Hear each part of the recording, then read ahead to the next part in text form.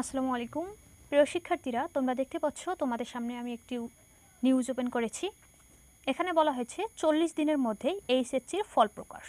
তোমাদের স্থগিত হওয়া এইচএসসি পরীক্ষা বাতিল ঘোষণা করা হয়েছে এবং বলা হয়েছে যে 40 দিনের মধ্যেই এইচএসসির ফল প্রকাশ হবে।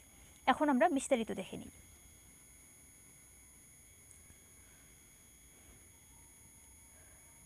শিক্ষার্থীদের আন্দোলনের মুখে বাতিল হওয়া এইচএসসি ও সমমানের পরীক্ষাগুলোর ফলাফল 40 দিনের মধ্যে প্রস্তুত করে প্রকাশের প্রাথমিক রূপরেখা ঠিক করা হয়েছে। বুধবার 21 আগস্ট শিক্ষা বোর্ডগুলোর কর্মকর্তাদের প্রথম বৈঠকে এ নিয়ে একটি সিদ্ধান্ত হয়।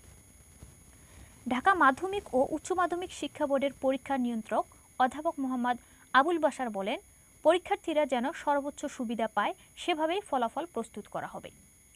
অনুষ্ঠিত পরীক্ষাগুলোর নম্বর এবং যেগুলো হয়নি সেগুলোর সাবজেক্ট ম্যাপিং করে ফল প্রস্তুত করা হবে। শিক্ষার্থীরা, তোমরা যেন সর্বোচ্চ সুবিধা পাও সেটা মাথায় রেখে ফলাফল প্রস্তুত করা হবে। অধ্যাপক আবুল বাশার আরও বলেন, এসএসসিতে খারাপ থাকলে জিএসসির ফল বিবেচনা করা হবে। তোমাদের যাদের এসএসসির ফল খারাপ তাদের জিএসসির ফল বিবেচনা করবে। জিএসসিতে খারাপ হলে যে 7 বিষয়ে পরীক্ষা দিয়েছে সেগুলোতে কেমন ফল করেছে সেটিকে গুরুত্ব দেওয়া হবে। যদি তোমার জিএসসি খারাপ এসএসসি খারাপ দুটিই খারাপ হয় তাহলে যে 7টি বিষয়ে পরীক্ষা হয়েছে তোমাদের এইচএসসি সেগুলো কেমন ফল করেছো সেটাতে গুরুত্ব দেওয়া হবে। সর্বোপরি যেখানেই শিক্ষার্থীদের সর্বোচ্চ বেনিফিট দেওয়া যায় সেটিই দেওয়া হবে।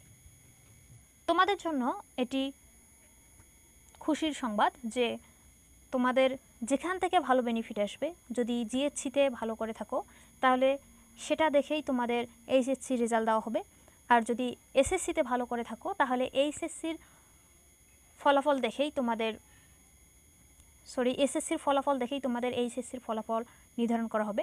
আর যদি দেখা যাচ্ছে জিএসসি এসএসসি দুটিই খারাপ কিন্তু যে 7 বিষয়ে পরীক্ষা অনুষ্ঠিত হয়েছে সেই 7 বিষয়ে তোমাদের ফলাফল ভালো, তাহলে সেই 7 বিষয়ে বিবেচনা করে তোমাদের রেজাল্ট দেওয়া হবে। অর্থাৎ যেখানে গেলে তোমাদের সর্বোচ্চ বেনিফিট আসবে সেখান থেকেই তোমাদের ফলাফল প্রকাশ করবে। তো শিক্ষার্থীরা, 40 দিনের মধ্যেই তোমাদের ফলাফল প্রকাশিত হবে।